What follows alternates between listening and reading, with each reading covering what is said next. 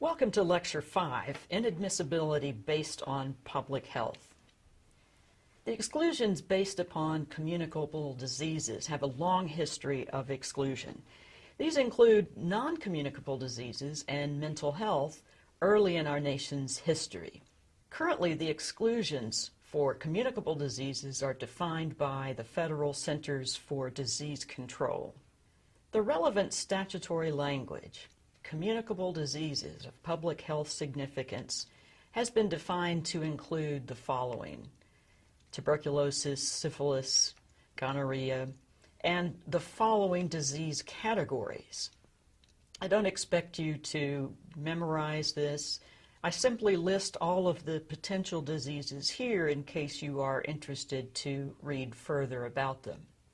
In general, each immigrant is responsible for paying for the medical evaluation that precedes the issuance of a visa. We will talk more about this process in our final lecture for the week. So one of the public health grounds of inadmissibility is a communicable disease, but there are others. Immigrants must prove that they have certain vaccinations.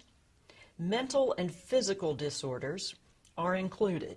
This is a controversial area for persons especially with mental disabilities. But mental and physical disorders are included as grounds of exclusion if the disorder threatens the safety of the immigrant or others. This ground was abused earlier in the 20th century at both Ellis Island and Angel Island. Immigrants who were not deemed to be physically fit or were believed to have a mental disorder were denied admission and returned on the ship that they had arrived in at the expense of the owner of that ship. But it is still one of the grounds for disqualification today. In addition, a public health ground, alcoholism, drug addiction, drug abuse, these may seem closer to moral grounds of exclusion, but they are also considered a public health issue. An interesting note about other public health ground exclusions.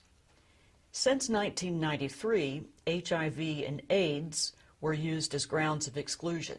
In other words, someone carrying the HIV virus or someone with AIDS would be excluded unless they could receive a waiver of that ground from the Department of Homeland Security. However, in 2009, by presidential order, President Obama removed this ground for exclusion. In 2010, the CDC officially recognized that HIV had been removed from the grounds of communicable diseases for which someone could be excluded. You will see in some of the optional reading assignment additional information about public health grounds of exclusion. We have one more ground of exclusion to consider. That's economic public charge exclusion, and that's the subject of our next lecture. The preceding program is copyrighted by Emory University.